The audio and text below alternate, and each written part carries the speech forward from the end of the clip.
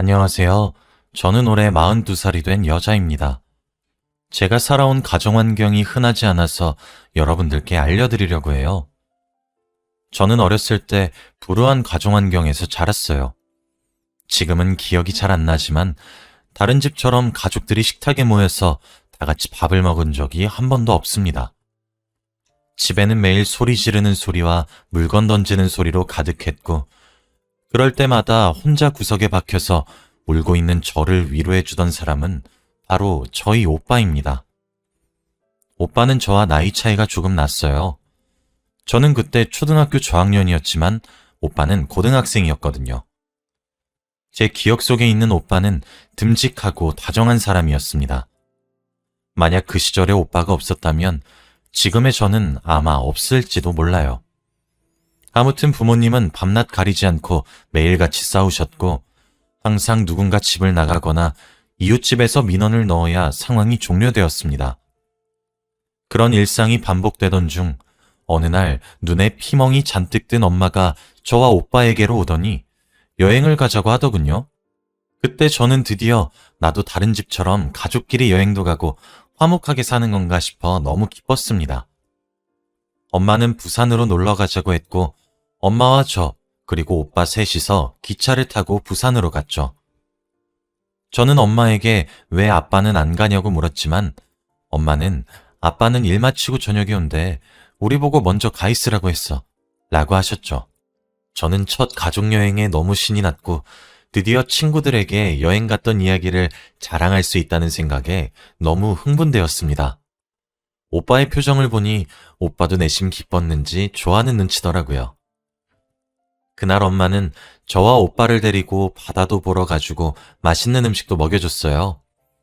어제까지만 해도 화내고 울던 엄마가 하루아침에 이렇게 해맑게 웃으면서 잘해주니 조금 당황스럽긴 했지만, 그때는 그런 거 생각할 겨를도 없었고 이 순간을 즐기고 싶었기에 셋이서 하하호호 하며 놀았네요. 그리고 저녁쯤이 되었을 때 엄마가 한 버스를 타자고 하더라고요. 저와 오빠는 아무 의심 없이 엄마가 타라는 버스를 탔고 셋이서 같이 출발했습니다. 버스는 점점 더 깊은 산골짜기로 들어갔고 결국 차 한 대 달리지 않는 외딴 곳에 도착했죠. 해는 점점 저물어 가는데 아무것도 없는 곳으로 엄마가 저희를 데리고 와서 무섭긴 했지만 엄마가 하자는 대로 했어요. 그런데 그때 엄마가 저와 오빠에게 말을 했습니다. 얘들아, 엄마 말 잘 들어. 엄마가 지금 급한 일이 생겨서 잠깐 5분 정도 갔다 와야 할 것 같아. 그러니까 여기서 꼼짝 말고 있어야 해. 소희는 오빠 말 잘 듣고 둘이 손잡은 거 절대 놓지 말고. 엄마 금방 올 테니까 여기서 딱 기다려. 저와 오빠는 알겠다고 제대로 대답하지도 않았는데 엄마는 저희에게서 멀어졌고 어디서 온지 모르겠는 봉고차 한 대가 엄마를 태웠습니다. 엄마는 그 차를 타고 저희 시야에서 사라졌고요. 가로등 하나 없는 이곳에서 저와 오빠 단둘이 남겨진다는 게 무섭긴 했지만 그래도 엄마가 돌아온다고 했으니 믿고 기다렸습니다. 체감상 5분은 훌쩍 지난 것 같았고 해는 이미 다져서 귀신이 나올 것 같이 무서웠는데 거기다가 차는 한 대도 안 다니니 너무 공포스러웠어요. 엄마가 올 생각을 안 하니 너무 무서워서 눈물이 났습니다. 오빠는 저를 달래주면서 조금만 기다리자고 했지만 저는 차마 울음을 멈출 수 없었어요. 오빠 손을 꼭 잡은 채로 목청껏 울어버렸습니다. 그런데 울면 뭐하나요? 사람 하나 다니지 않는 외딴 길인데요. 저는 더 크게 울었고 지쳐서 탈진할 정도까지 울었습니다. 울다 보니 배도 고프고 화장실도 가고 싶어서 더 서럽더라고요. 그런데 그때 멀리서 인기척이 느껴졌습니다. 저와 오빠는 혹시 멧돼지나 고라니 같은 야생동물일까봐 너무 무서웠고 오빠는 제 입을 손으로 막아주었어요. 그렇게 숨을 죽였지만 인기척은 점점 저희와 더 가까워졌고 아무 불빛도 없으니 너무 무섭더군요. 정말 이대로 죽는 건가 싶어서 저와 오빠는 껴안고 있었습니다. 그런데 그때 누구쇼? 라는 말을 하더라고요. 저와 오빠에게 후레쉬 불이 켜졌고 저희는 그 후레쉬를 들고 있는 사람을 보니 파출소 직원이었습니다. 저희는 안도의 눈물을 흘리면서 다행이라고 했고 그때 순찰을 돌고 있던 파출소 직원을 따라갔어요. 직원분께 저희가 겪었던 모든 일을 다 말씀드렸습니다. 오빠는 아마 그때부터 눈치를 챘던 것 같아요. 굳이 엄마를 찾아달라고 하지 않더라고요. 그렇게 날이 밝고 파출소 직원분의 도움으로 기차표를 끊고 저희는 서울에 있는 집으로 갈 수 있었습니다. 부산으로 갈 때는 엄마와 같이 셋이서 갔지만 집으로 돌아갈 때는 둘이서였죠. 저는 기차를 타기 직전까지도 상황 파악을 하지 못하고 오빠에게 떼를 쓰면서 엄마도 같이 가자고 했어요. 엄마가 안 가면 저도 집에 안 갈 거라고 하면서요. 오빠는 저에게 한 번도 화를 낸 적이 없는데 그때 처음으로 제 등을 찰싹찰싹 때리면서 엄마는 없다고 집으로 가자고 하더라고요. 저는 그때 그게 무슨 말인지 몰랐어요. 오빠가 때리니까 더 화가 나서 저는 기차 출발하기 1분 전까지 기차역 바닥에 벌러덩 누우면서 안 가겠다고 했습니다. 오빠는 이런 저를 감당할 수 없었는지 엄마 집에 있어. 그러니까 집을 가야 엄마를 볼 수 있지. 라고 하더군요. 저는 그 말에 벌떡 일어났고 오빠의 말을 맹신한 채로 집으로 갔습니다. 기차 안에서 저는 깜빡 잠이 들었고 잠깐 눈을 떴을 때에는 옆에서 누군가 훌쩍훌쩍거리고 있더라고요. 제 옆자리는 오빠 자리였는데 한 번도 제 앞에서 울음을 보인 적이 없던 오빠가 창밖을 보면서 혼자 울고 있었습니다. 왠지 그때는 아는 체 하면 안 될 것 같아서 다시 자는 척을 했어요. 아마 그때 오빠는 현실을 다 파악했겠죠. 아무튼 엄마를 볼 생각에 들뜬 마음으로 집 현관문을 열었는데 집에는 아무도 없었습니다. 저희가 여행을 출발했을 때 집과 똑같았거든요. 저는 잠시 엄마가 외출했나 싶어서 오빠와 단둘이 집에 들어왔어요. 그런데 오빠는 아무런 말이 없더라고요. 마치 엄마가 집에 없을 거라는 것을 알고 있었다는 듯이요. 오빠는 당황하지 않고 짐을 풀고 청소를 했고 저녁밥을 저에게 차려줬어요. 저는 엄마와 같이 먹고 싶었지만 오빠는 제 말을 무시하고 먼저 먹더군요. 저는 엄마가 올 때까지 밥 안 먹고 기다리겠다고 하며 밥을 먹지 않았고 밤이 될 때까지 식탁에서 엄마를 기다렸어요. 그런데 엄마는 다음 날이 되어도 일주일이 지나도 집에 오지 않았습니다. 하루 이틀은 잠시 외출한 거라고 생각했지만 한 달, 두 달이 지나니까 사무치더라고요. 엄마가 우릴 버렸다는 게 점점 확신으로 느껴지니 화가 나고 슬퍼졌습니다. 그치만 오빠는 이미 알고 있었다는 듯이 아무런 표정 변화가 없었어요. 그렇게 저와 오빠 단둘이서 집에서 살게 되었답니다. 아빠는 어디로 간지 모르겠어요. 부산 여행 갔을 때부터 보지 못했는데 아빠도 집에 안 왔거든요. 자연스럽게 오빠는 저희 집의 가장이 되었고 당시 고등학생이었던 오빠는 바로 학교를 중퇴하고 저희 집의 생활비를 감당해야 했습니다. 당시 저는 초등학생이었기에 일을 할 수 없었고 오빠는 돈이 되는 일이라면 쉴 틈 없이 모든 일을 다 했어요. 오빠가 고생하는 것을 옆에서 지켜보니까 저도 오빠에게 피해를 끼치지 않게 조용히 학교를 다녔죠. 그렇게 몇 년 동안 살았고 저는 어느덧 성인이 되었습니다. 그동안 아빠와 엄마는 저희를 찾아오거나 연락을 한 번도 하지 않았죠. 오빠는 20대 후반이 되어서까지 일만 했습니다. 저도 이제 어른이 되었으니 돈을 벌기 시작했고 역시 둘이서 같이 버니까 돈이 잘 모이더군요. 오빠는 이제 다른 직장인들처럼 주말에는 일을 하지 않아도 되었고 투잡을 하지 않아도 되었죠. 그렇게 기억에서 아빠와 엄마의 존재는 점점 사라져가고 있었습니다. 그러던 어느 날이었어요. 일을 하고 있는데 갑자기 전화가 오더라고요. 왠지 모르게 그 전화는 불길한 기운을 뿜어내고 있었고 꼭 받아야만 할 것 같았습니다. 저는 떨리는 마음으로 전화를 받았고 전화 내용은 충격적이었죠. 바로 오빠가 죽었다는 내용이었습니다. 전화가 온 곳은 병원이었고 사고가 나서 그 자리에서 즉사를 했다고 하더라고요. 저는 동공이 심하게 흔들렸고 손이 벌벌 떨리면서 눈에 눈물이 차올랐습니다. 회사에 말을 할 겨를도 없이 곧장 병원으로 달려갔고 그곳에는 흰 천으로 덮여있는 오빠가 보였어요. 저는 의사 선생님께 왜 수술을 안 하냐고 제발 살려달라고 했지만 의사 선생님께서는 이미 병원으로 올 때부터 사망한 상태였기 때문에 손을 쓸 수 없다고 했습니다. 오늘 아침까지만 해도 해맑게 웃으면서 오늘 화이팅 하자고 했던 오빠가 한순간에 싸늘한 주검으로 돌아왔죠. 오빠는 얼음덩어리같이 차가웠고 눈은 감겨져 있었습니다.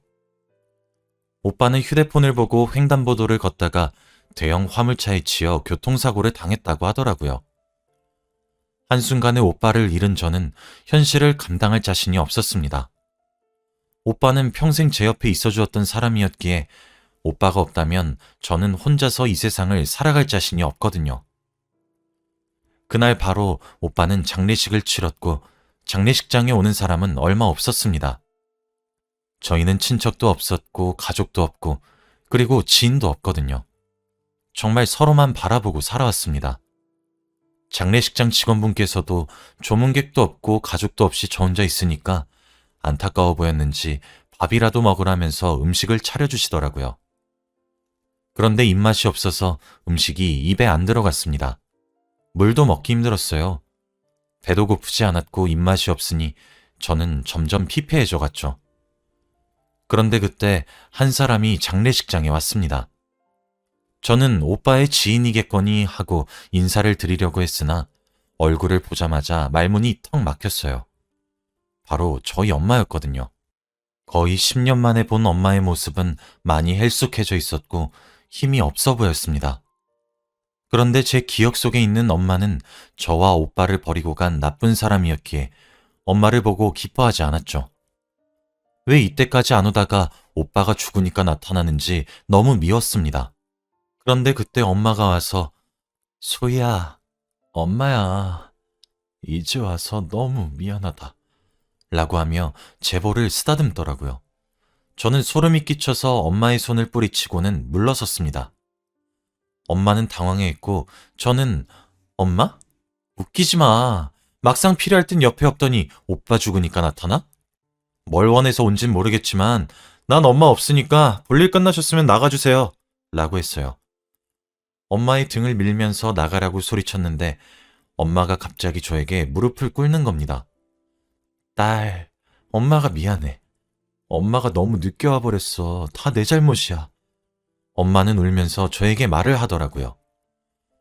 막상 엄마의 눈물을 보니까 마음이 심하게 흔들렸고 엄마를 내쫓는 일은 멈추었습니다. 일단 엄마와 같이 3일간의 오빠의 장례식을 무사히 마쳤고 집으로 돌아가려고 하는데 엄마가 갑자기 저를 붙잡더군요.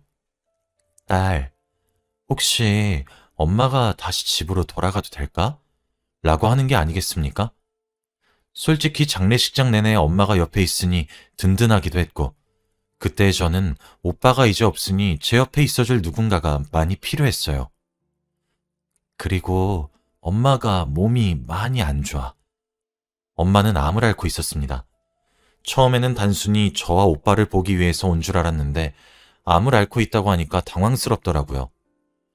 혹시 오빠의 사망보험금을 위해서 장례식장에 온 게 아닐까 생각했거든요. 그 사망보험금으로 자신의 암을 치료하려고 하는 건가 싶었죠. 솔직히 엄마의 말에 솔깃하기도 했지만 고민을 좀 더 하기 위해서 시간을 달라고 했어요.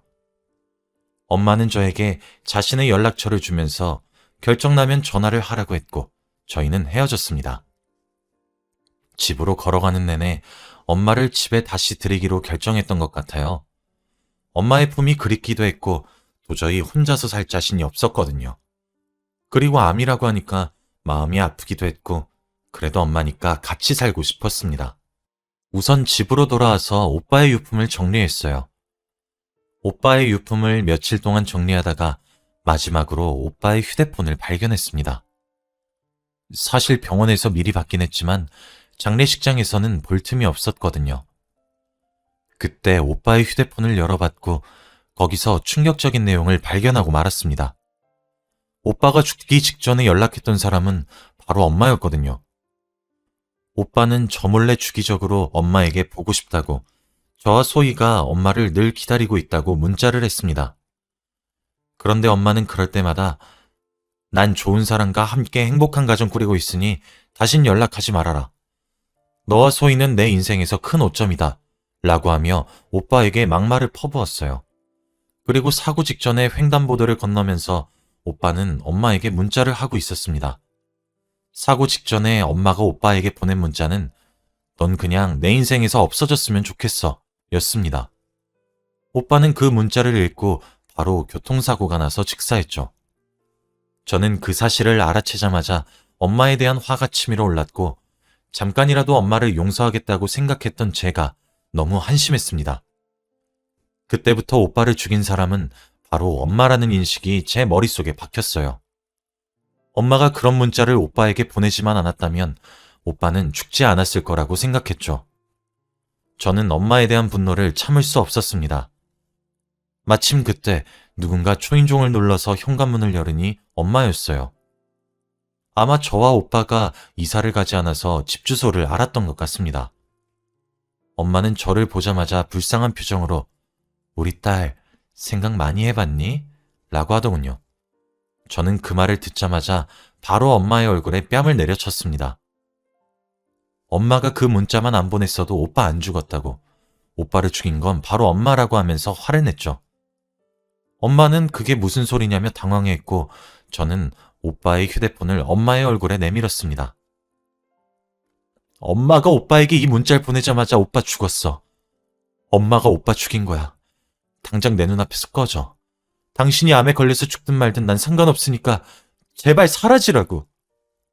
엄마는 문자를 읽으면서 심하게 동공이 흔들렸고 바닥에 주저앉아 버렸습니다.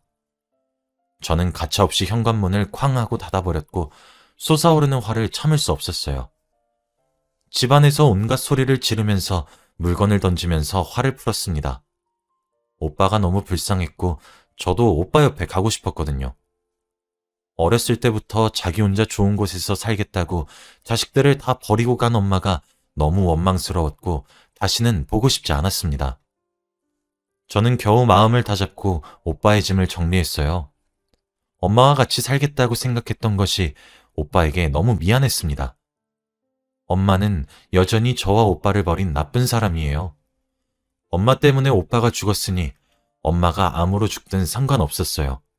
그리고 끝까지 오빠를 힘들게 했습니다.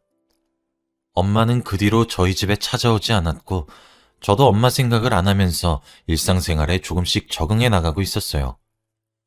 퇴근하고 집으로 갈 때마다 오빠와 같이 살았던 그 기억이 떠올라서 밤마다 괴롭긴 했지만 그래도 오빠 몫까지 열심히 살려고 악착같이 버텼어요. 저도 오빠를 따라간다면 오빠가 분명히 슬퍼할 게 뻔했거든요. 그렇게 몇 달이 흘렀습니다. 어느 날 문자 한 통이 오더라고요. 부고 김말숙님께서 오늘 저녁 별세하셨습니다. 바로 저희 엄마가 죽었다는 문자였죠. 저는 슬프지도 않았어요. 솔직히 장례식도 가고 싶지 않았습니다. 제 기억 속의 엄마는 혐오스러웠거든요. 그래도 날 낳아준 정이라도 있으니 잠깐 들렀다고 오려고 했습니다. 문자를 받고 바로 장례식장으로 향했죠. 장례식장에 가니 역시나 텅 비어 있더라고요. 저는 그 상황을 보고 우리 버리고 가서 잘 사는 줄 알았더니 주위에는 아무도 없었구만 이라고 생각했죠. 그런데 그때 장례식 상주를 보고 있던 한 사람을 발견했어요. 한 남자였는데 저는 그 사람이 아마 엄마가 말한 새로운 남자인 것 같았죠. 저는 그 사람에게 다른 말하지 않고 그냥 아는 사람이라고만 말하고 절도 하고 그랬습니다. 그런데 제가 이제 가려고 하니 저를 붙잡더군요. 말숙 씨 따님 아니세요? 저를 아는 말투에 당황스러워서 쳐다보니 그 사람의 눈은 울상이었습니다. 그러면서 저에게 제가 전해드리고 싶은 말이 정말 많아요. 잠깐 시간 괜찮으세요? 라고 하더군요. 혹시나 제가 암에 걸린 엄마를 보듬어주지 않아서 혼내려고 하는 건가 싶었지만 그래도 궁금했기에 저와 그 남자는 식탁에 앉아 이야기를 나누었죠. 그런데 그 남자가 하는 말은 정말 충격적이었습니다. 바로 엄마가 살아왔던 인생 이야기를 해주었거든요. 저는 말숙 씨 남자친구입니다. 말숙 씨가 암에 걸린 건 아시죠? 네.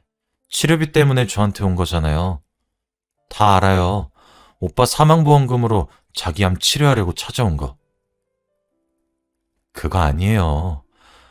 말숙 씨는 자신의 사망보험금을 자식들에게 주려고 찾아간 거였다고요. 엄마는 자신의 치료비를 얻으러 온 게 아니라 자신의 사망보험금을 저희에게 주려고 온 거였습니다. 말숙 씨가 자식들 사랑이 얼마나 극진한데요. 모르셨겠지만 말숙 씨는 매일 아드님과 따님분 옆에 있었어요. 학교 등교하는 것부터 하교하는 것까지 매일 보고 있었다고요. 그리고 말숙 씨가 자식들 버린 거라고 생각하시죠? 네. 그때 부산에서 엄마가 저와 오빠 버려두고 혼자 봉고차를 타고 가버리고 안 돌아왔어요. 말숙 씨가 그렇게 했던 건 빚쟁이들 때문이었어요. 남편은 알코올 중독자에다가 빚만 잔뜩 쌓인 채로 도망갔고 그 빚들은 고스란히 말숙 씨에게로 갔죠. 빚쟁이들이 말숙 씨한테 딸 아들로 협박하니까 혼자서 그 빚 다 감당하겠다고 부산에 둔 거예요. 당신들 부산에 있는 그 하루 동안 말숙 씨가 빚쟁이들한테 자기가 다 책임질 테니 아이들만 건들지 말라고 부탁한 거고요. 그래서 지금까지 빚쟁이들이 당신들 안 찾아간 겁니다. 말숙 씨는 손에 지문 없어질 때까지 하루 종일 일만 했어요. 평일 주말 할 거 없이요. 하루에 잠도 2시간밖에 안 잤다고요. 빚도 갚고 어떻게든 살아서 아이들한테 돌아가겠다고 하면서요. 그런데 그 빚이 어디 줄어드나요? 원금 근처도 못 가게 이자는 점점 더 쌓이는데요. 그래서 혼자서 아득바득 살다가 저를 만났고 제가 말숙 씨 빚 다 갚아드렸습니다. 이제 말숙 씨가 아이들 만나서 행복해지려고 하니까 암이라는 게 찾아오더라고요. 매일같이 힘들게 일하고 쉴 틈 없이 몸을 쓰니 병이 온 거죠. 근데 또 못 고친대요. 그렇게 시한부 인생을 산 겁니다. 그래서 수많은 고민 끝에 자식들 찾아가려고 하는데 아들이 죽었다는 소식을 들은 거죠. 고민을 하지 않았다면 살아있는 아들을 볼 수 있었다고 매일같이 하소연하더군요. 그리고 아들이 자기 때문에 죽었다면서 말숙 씨 그날 이후로 한 끼도 안 먹었어요. 아들, 딸 볼 면목이 없다면서요. 그래서 병은 더 심해지고 그렇게 하늘나라로 간 겁니다. 이제 좀 오해가 풀리셨나요? 말숙 씨는 평생 동안 자식들밖에 모르셨어요. 옆에서 말숙 씨를 좋아하던 제가 질투날 정도로요. 말숙 씨의 모성애는 아무도 못 이깁니다. 그러니 지금이라도 엄마를 용서해 주세요. 저는 그 남자의 말을 듣고 정신을 차릴 수 없었어요. 아빠가 빚을 졌다는 사실부터 저는 몰랐던 내용이거든요. 엄마가 저와 오빠를 따라다니면서 바라보고 있었다는 것도 몰랐죠. 한순간에 많은 이야기를 들으니까 정신이 차려지지 않았고 눈물만 나왔어요. 제가 조금만 더 이 이야기를 알았다면 엄마가 죽지 않았을까요? 어떻게 저한테 이런 일이 생기는지 꿈을 꾸는 것만 같았습니다. 마지막으로 엄마를 보았을 때 모진 말을 하면서 뺨까지 내리쳤는데 어떻게 이럴 수 있죠? 그렇게 저는 제 곁에 있던 소중한 2사람을 잃었어요. 후폭풍이 심하게 와서 하루 종일 울면서 살았습니다. 엄마와 오빠가 너무 보고 싶었거든요. 제발 꿈에 나와달라고 사죄하고 싶다고 매일같이 빌면서 잤어요. 그런데 딱 한 번 엄마가 꿈에 나온 적이 있습니다. 엄마는 꿈에서 아무 말도 하지 않았고 저를 꼭 안아주기만 했어요. 눈을 떴을 때 저는 눈물을 흘리고 있었고 마치 정말로 엄마가 살아서 저를 안아준 듯한 느낌을 받았죠. 꿈에서 깼을 때 포근한 느낌이 들었거든요. 저는 그 순간부터 우울함을 떨쳐내고 씩씩하게 살아가기로 했습니다. 엄마와 오빠에게 늘 기대면서 살아왔는데 이제는 저 혼자서도 열심히 살아보려고 했죠. 지금은 그런 일이 있고 20년이 넘는 시간이 흘렀습니다. 저도 40대가 되었고 어느새 슬아의 자식들도 있네요. 저는 제가 못 받았던 부모에 대한 사랑을 자식들에게 퍼부어 주고 있어요. 지금 너무 행복하고 앞으로도 이런 날이 연속이었으면 좋겠습니다. 제 사연은 여기까지예요. 여러분들도 주위 사람들에게 잘해주시길 바랄게요. 제 이야기를 들어주셔서 감사합니다.